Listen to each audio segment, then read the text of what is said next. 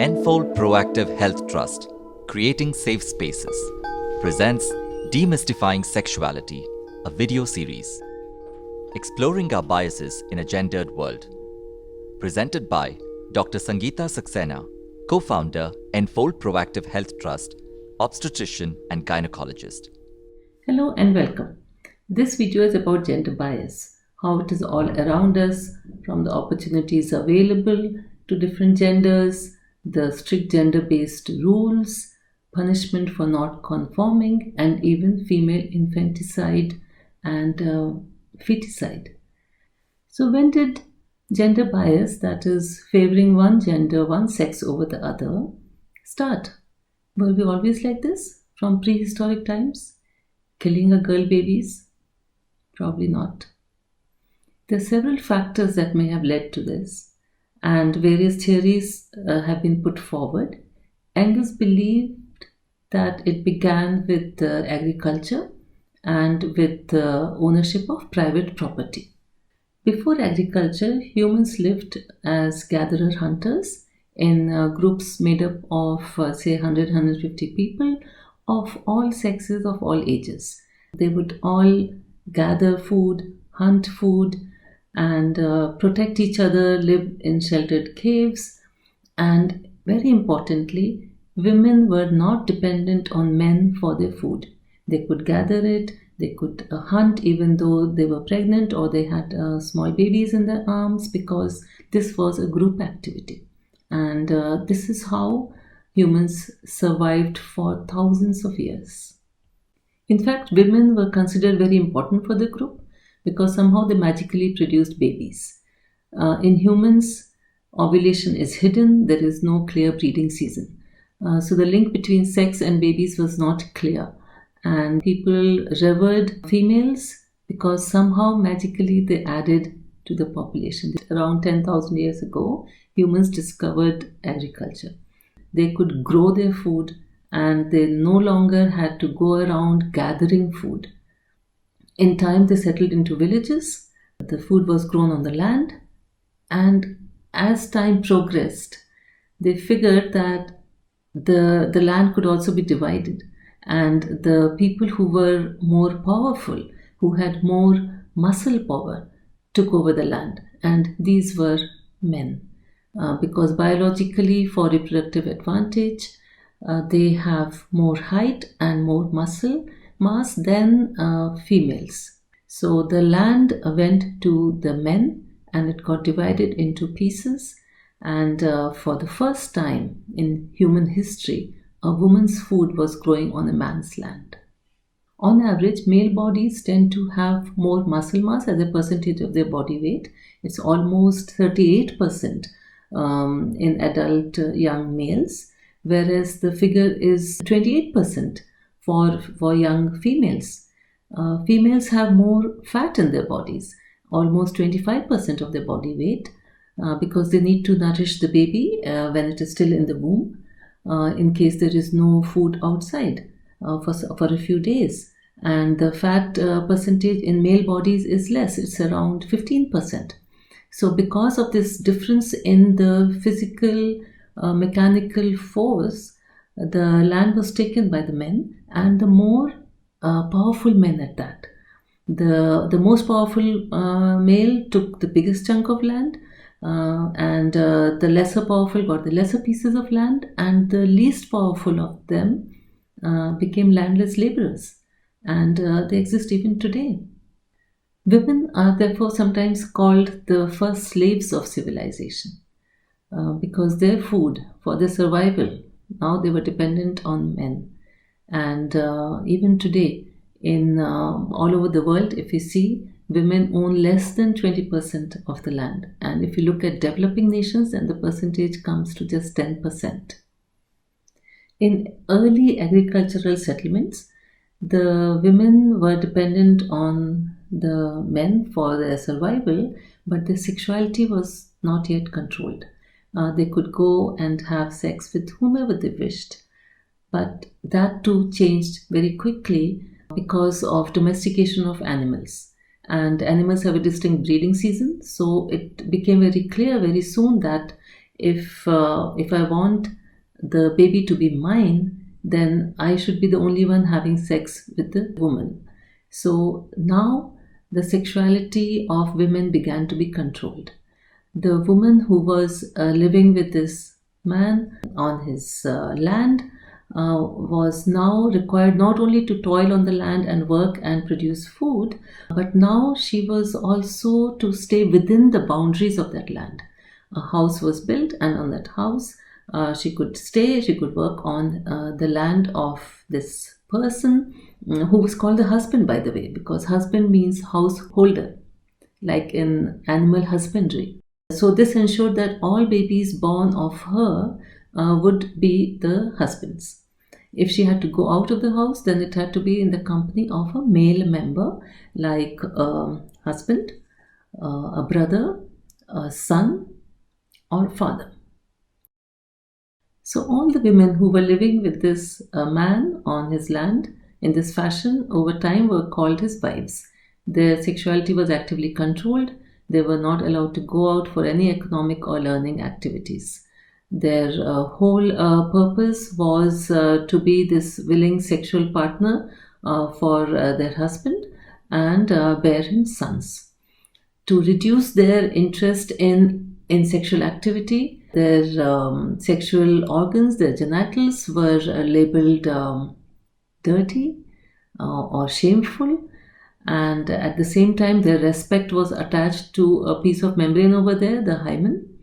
In some cultures, the genitals were actively mutilated, especially the clitoris was removed to reduce their interest in sex, remove all pleasure, in fact, make it so painful. So a woman, a wife showing devotion to her husband, to nurturing and caring for the children, and being a very willing and beautiful sexual partner for the husband was revered like she was the Devi. And if there was anything else beyond that, if she showed any interest in initiating sex, in talking about it, in discussing it, or wanting anything else, then she was labeled characterless, and all kinds of words were used for her. And they continued to be used till today. The words, the vocabulary to refer to the genitals, to sexual activity were lost. And these were replaced by slang words.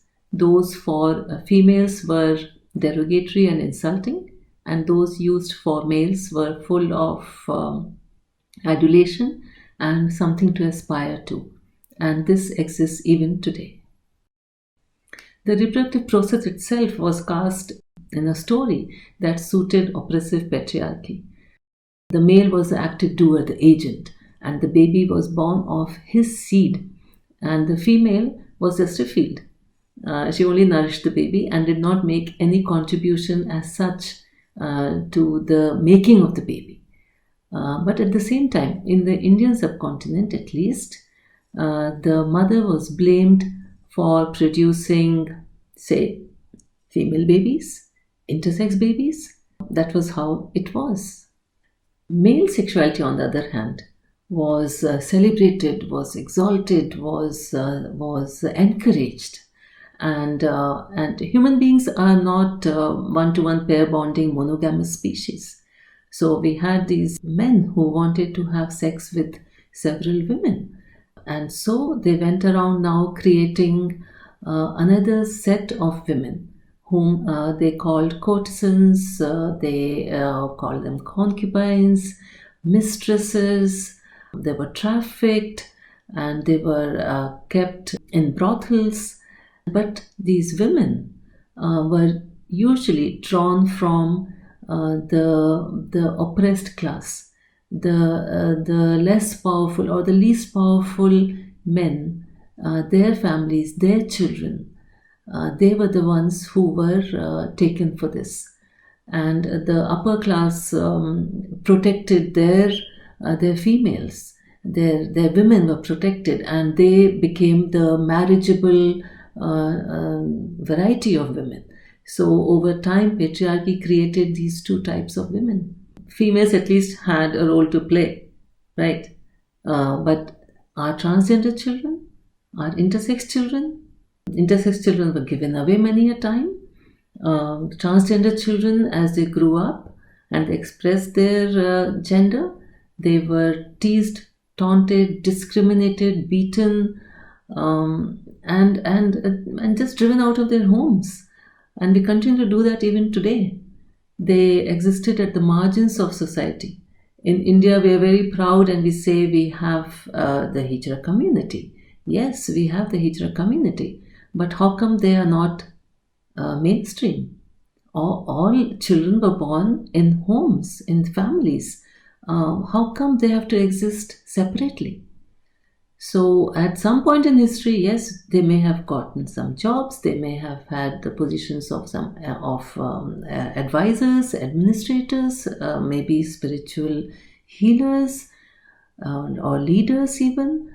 But they continued. The vast majority continued to be discriminated by and are completely taunted by their very families, by their friends, by their neighbors, by the community, and even by professionals. Even today, we find that.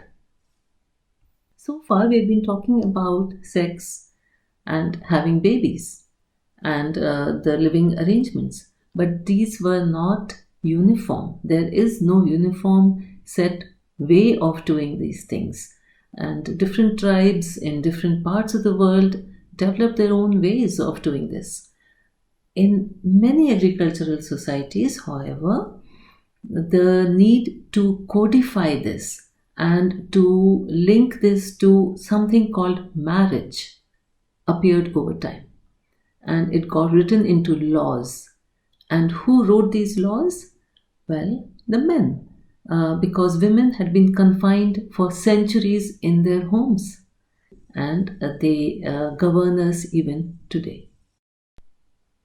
So now marriage became an institution. The more powerful men with a lot of resources would be sought after. So now we have a reversal of the animal kingdom, where it is the male that seeks out the female and tries to attract her, and to have her to have her mate with him. But now the tables were turned. So if in the village there were 10 girls and they were looking for marriage, they all wanted to marry this more powerful, more resourceful man. So their parents would bring them up in a way that they were marriageable. So they would spend a lot of money on resources, on their bodies, to make them look as attractive as possible for this very eligible male. And what would this man look for? He was looking for somebody who was physically attractive. He was not necessarily interested in her critical thinking, in her mathematical skills or others. He was looking for somebody who would satisfy him sexually, who would bear him male children and take care of the house. So the family started bringing up their daughters in that fashion. They discouraged them from talking loudly, from expressing their opinions, from laughing, and they were trained to become very good at household chores. So that became the norm. Not only that, in many countries and many cultures across the world, we find that the bodies were also modified. For instance, narrow waists. So corset would be tied very tightly. That may eventually cause them to faint because they couldn't breathe properly. In Africa, we found that there are the tribes preferred long necks. So rings would be placed as the child grew, the female child grew, and the neck would be lengthened. The muscles would become very weak, and if the rings were taken off, the head couldn't be supported. And in China, we find that small feet were much in demand. So children's bones would be broken, and they were, say, 2 years old, and the feet tied up so that the feet would remain as big as the palm of the hand. And it was given a nice name, lotus feet. In India, we had child marriage. We wanted them to be just pure and have no exposure to the outside world at all, and so marry them off as young as possible. Now entered dowry, because well, there may be 3 or 4 very beautiful girls that I, as this very resourceful man, can marry, but I want to marry only one of them, or maybe 2. Whom will I choose? Whom do I choose? So now we have dowry. The families now offered not only their daughter in marriage, they also gave this money, and it was always movable property. It was never land, and it was called as Stridhan, whatever you call it. It was called the daughter's fair share in her father's property. But it begs the question, if it is a fair share, then it belongs to all the children in equal proportion, including land. Even though giving and taking dowry has been banned, we still register dowry deaths. Now, besides beauty, besides dowry, there was another requirement, and that was virginity. So the man thought that, okay, after marriage, I will ensure her fidelity by making sure she doesn't get out of the house. But what if she's already a month pregnant when I'm marrying her? So now enter the father. The father now guaranteed that his daughter is a virgin. And how would he do that? He did that by restricting her movements, either by child marriage, that was one thing, or secondly, by restricting her movements more so after puberty.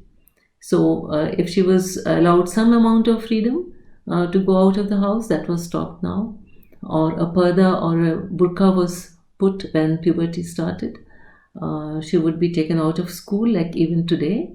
In many rural communities, once the child begins puberty, she is taken out of the school.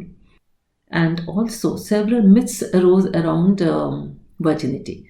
That if a girl is a virgin, then she will bleed during her first intercourse, and a man can make out if a girl is a virgin or not, and several such other myths. This misplaced premium on a piece of membrane led to a deafening silence around child sexual abuse. How? Now let's suppose that there is this father and he finds that his relative has been abusing his 6-year-old daughter. What does he do? Does he confront the relative? The relative will probably deny it or blame it somehow on the child. Does he take it to the village head? Does he drive his relative out of his house? Well, the relative won't go quietly. The relative may say, I have abused not only this child but all the other children in the household. So, the father and other people in the house probably thought it better to keep quiet. And over time, not only keep quiet, but place the blame on the child. And we see this continuing even today. The victims of sexual abuse, sexual crimes, the victims are blamed. They are stigmatized. They are held responsible for somehow having caused it, or been somewhere, or dressed in some way, or having spoken in some way, having drawn attention to themselves in some way. Whereas the perpetrator is rarely held accountable or responsible for what they did, for the crime that they did. By labeling qualities, skills, and intelligences as masculine and feminine. And of course, the feminine qualities were less desirable, they were not to be aspired to, and this caused a huge amount of damage. It continues to do so. We continue to tease and taunt people for showing the wrong gendered qualities, and this has interfered with people expressing themselves completely and achieving what they really wish and behaving the way they really want to behave. What about transgender and intersex people? How did they survive? Well, they were pushed to the margins. The options available were begging, sex work. Because of the myths around transgender persons, they were asked to bless newlyweds and newborns, and that's how they survived. And we see that this is what is happening even today. They are living on the margins, they are not mainstream. Many options are not available.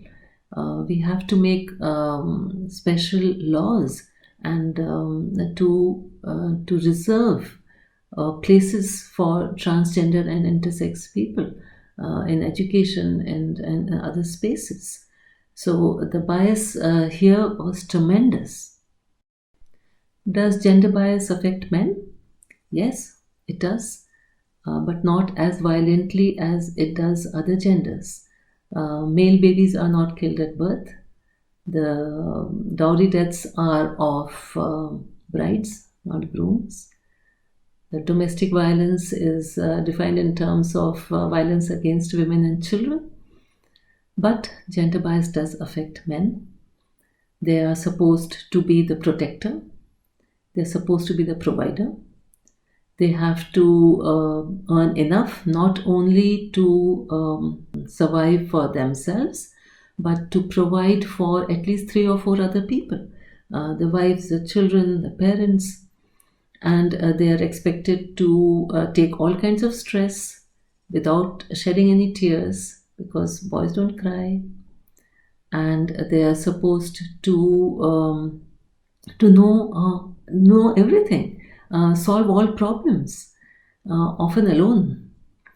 And in case there is sexual violence against boys and men, which is quite a lot, if not the same as abuse against girls currently in India, that abuse is never recognized. It is against our expectation of masculinity. So many a time, boy victims, men victims suffer in silence. Other forms of violence, homicide, road traffic accidents, and death in rioting, death in wars. There are much more men who die in these, and also death by suicide.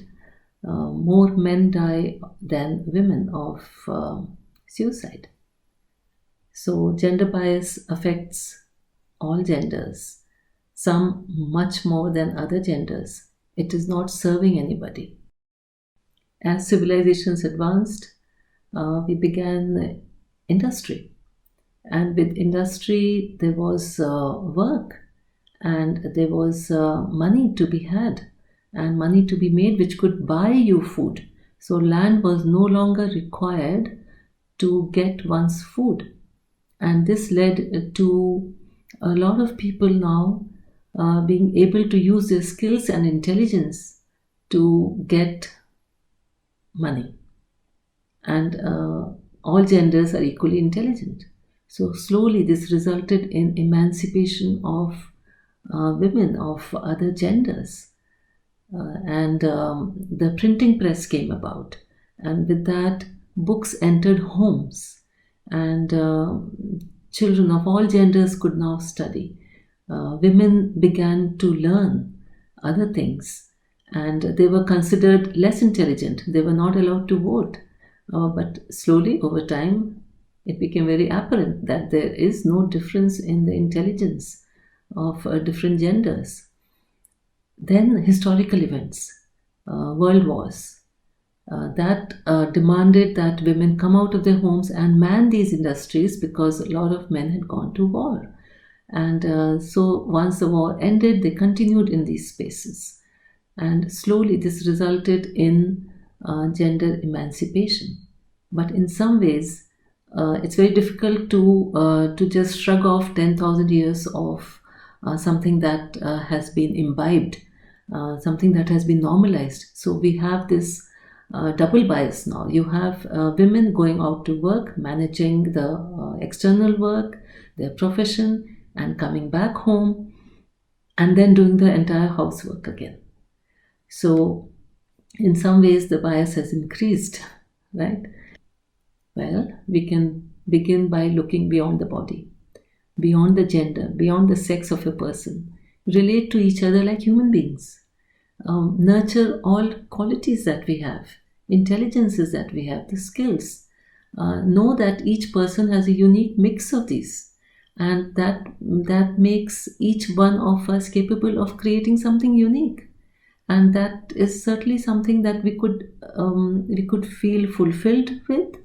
We could earn a living through. We don't have to enforce roles on people. We accept, of course, biological ones, that's a no-brainer, but other roles. Anyone can cook, anyone can drive, anyone can operate, anyone can do any of these things. So we could begin by interacting with our peers, with our colleagues, with our family members, with our children in a gender neutral and yet gender affirming way, in the sense that we can encourage the expression of whatever they feel inside and they want to express themselves, their gender as, but not enforce any stereotypes, any roles, any demands. Can we just relate to each other as human beings? Feel fulfilled, be creative, respect and accept each other. Can we do our part in creating a more gender equitable world? Thank you. This video is part of a series of videos and learning content aimed at addressing gender-based violence. These videos provide practitioner perspectives by professionals and experts in the field. We hope these videos generate further discussions with peers, family members and teachers, encourage curiosity and seed further research ideas in these domains. We gratefully acknowledge the following for their support: Gaurav Krishna, Keshav Rajendran, Ishwar Shankar, Mohan Ram, Clockwork Captions, Enfold Consultants, Ford Foundation.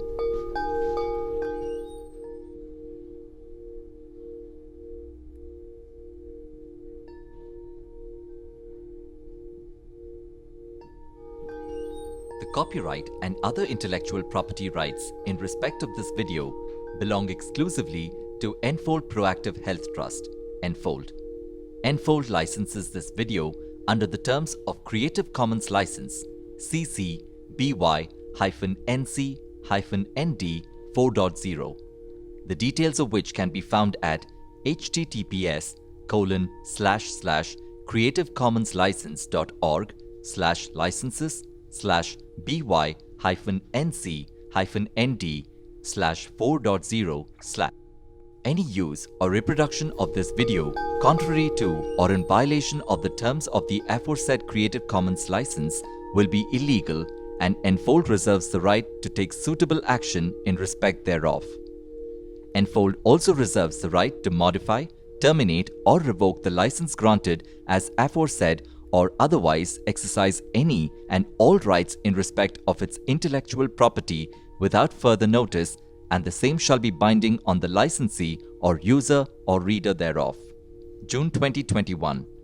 Enfold Proactive Health Trust. www.enfoldindia.org. Contact info@enfoldindia.org. +91 99 000 94251. www.enfoldindia.org.